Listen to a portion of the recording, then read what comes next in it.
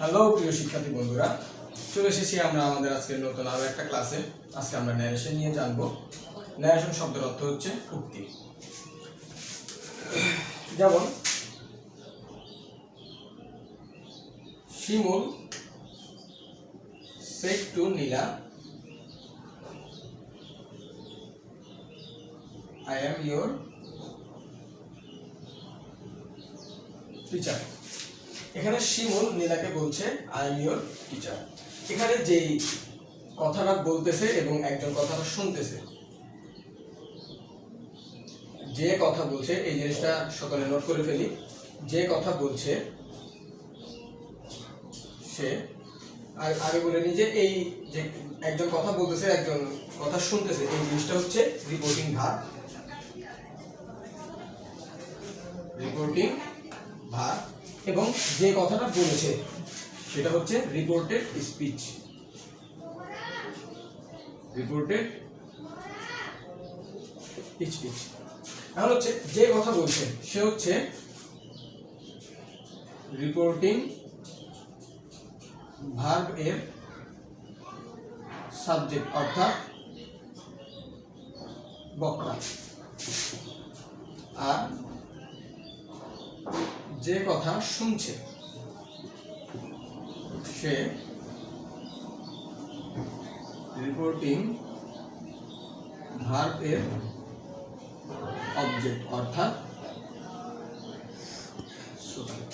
আমাদের নর্মাল লাইফে যেরকম আমরা কথা বলার সময় একজন বললে অপরজন শুনে এবং অপরজন যখন কথা বলে তার সামনের জন শুনে, অর্থাৎ আমাদের কিন্তু বক্তার এবং শ্রোতা এটা কোনো ফিক্স না, এটা প্রতিবারে চেঞ্জ হয়।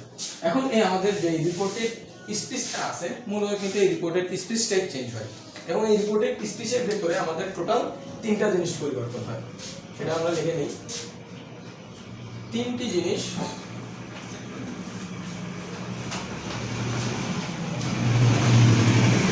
পরিবর্তন হবে। এক হচ্ছে পারসন, দুই হচ্ছে টেন্স ও তিন হচ্ছে স্পেশাল ওয়ার্ড। আমরা তিনটা ছক করার মাধ্যমে এই তিনটা কোনটা কি পরিবর্তন হয়ে কি বসবে সেটা দেখে নেব। তাহলে দেখে নেই আমাদের যে পার্সনটা পরিবর্তন হবে সেটা কি অনুযায়ী পরিবর্তন হবে। আমরা জানি পার্সন টোটাল 3 প্রকারের আছে, তার ভিতরে আমাদের 2 প্রকারের পার্সন আমরা ন্যারেশনের ক্ষেত্রে দেখব। প্রথম হচ্ছে ফার্স্ট পার্সন। এই ফার্স্ট পার্সনের যে সিঙ্গুলার ফর্মটা আছে সেটা হচ্ছে আই আর প্লুরাল হচ্ছে উই।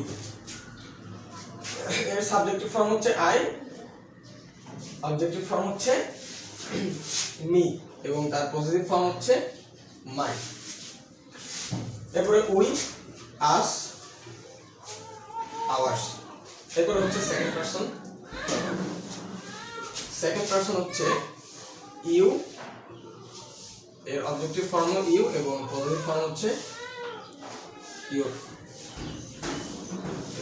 মূলত আমাদের রিপোর্টিং ভার্বের সাবজেক্ট এবং রিপোর্টিং ভার্বের অবজেক্ট পরিবর্তন হয়, এটা মূলত এই দুইটা পার্সন অনুযায়ী পরিবর্তন হয়। এই ফার্স্ট পার্সন চেঞ্জ হবে রিপোর্টিং ভার্বের সাবজেক্টের সাথে। আমরা আমাদের রিপোর্টিং স্পিচের ক্ষেত্রে যদি কোথাও ফার্স্ট পার্সন দেখি, এই আই, মি, মাই বা উই, আস, আওয়ার্স, সেটা পরিবর্তন হবে রিপোর্টিং ভার্বের যে সাবজেক্ট আছে তার সাথে। আর সেকেন্ড পারসন এইটা ইউ, ইউ বা ইউর যদি দেখি তাহলে সেটা পরিবর্তন হবে রিপোর্টিং ভার্বের অবজেক্ট এর সাথে। তাহলে জেনে নিই পরিবর্তন হবে রিপোর্টিং ভার্বের সাবজেক্ট আর রিপোর্টিং ভার্বের অবজেক্টের সাথে। পরিবর্তন হয়ে কি বসবে?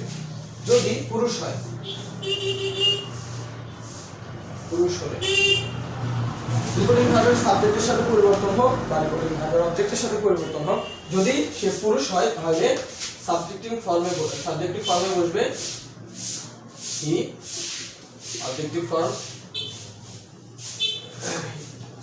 হি, হিম, হিজ। আর যদি নারী হয়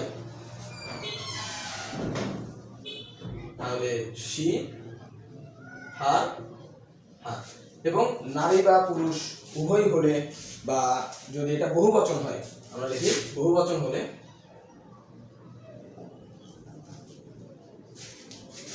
দে দেম দেয়ার, দে দেম দেয়ার, এই তিনটা বসবে পরিবর্তিত হয়ে।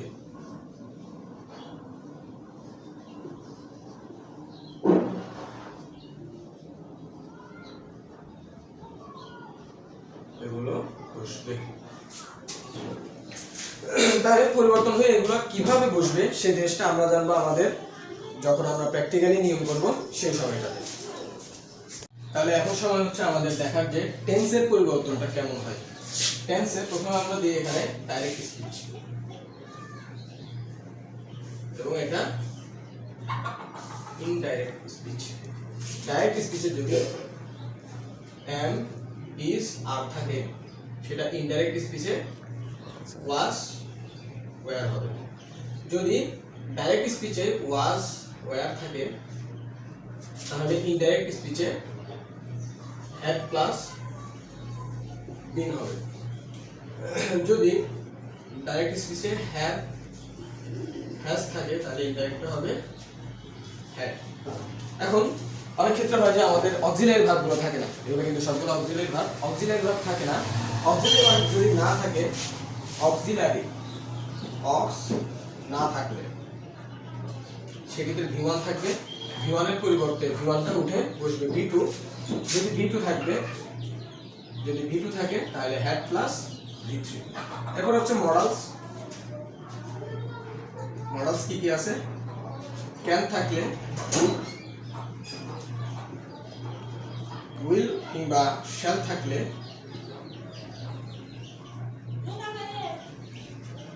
শুড, মে থাকলে মাইট, টি মাইট মাইটি,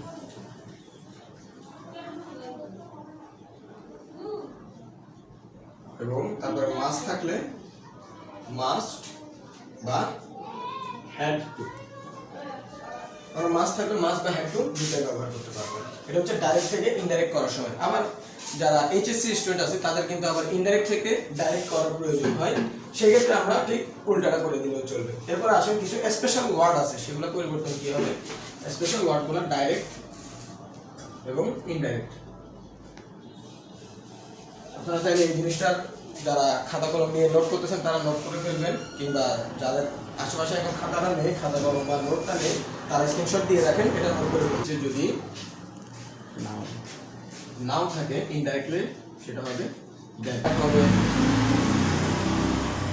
দিস থাকলে দোজ হবে, এবং দেয়ার থাকলে দেয়ার হবে।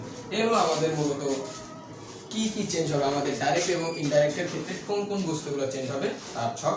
আমরা সবাই এই জিনিসটা নোট করে রাখবো, এবং পরবর্তী ক্লাসে আমরা কিছু প্র্যাকটিক্যাল নিয়মের মাধ্যমে এবং প্র্যাকটিক্যাল উদাহরণ করে দেখব যে কিভাবে চেঞ্জগুলো করতে হবে।